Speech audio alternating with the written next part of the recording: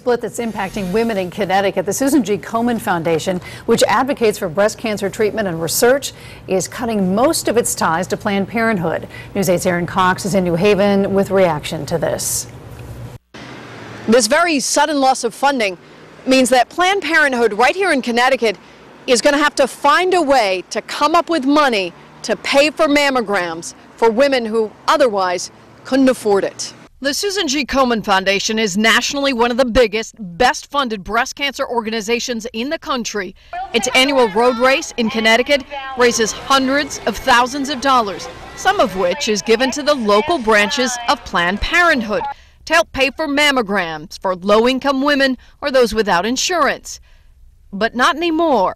We were deeply disappointed and saddened. The National Komen Board deciding to stop funding Planned Parenthood, citing a new policy barring support for organizations under government investigation.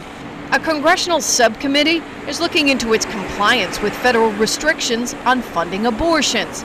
Judy Tabar is president of Planned Parenthood of Southern New England.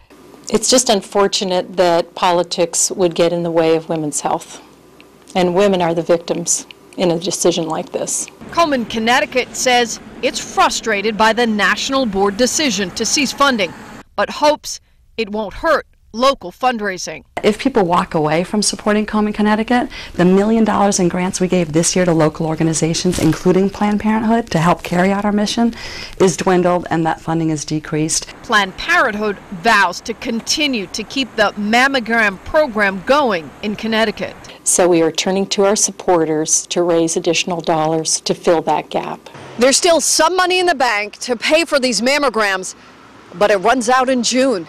Reporting on the scene in New Haven, I'm Erin Cox, News 8.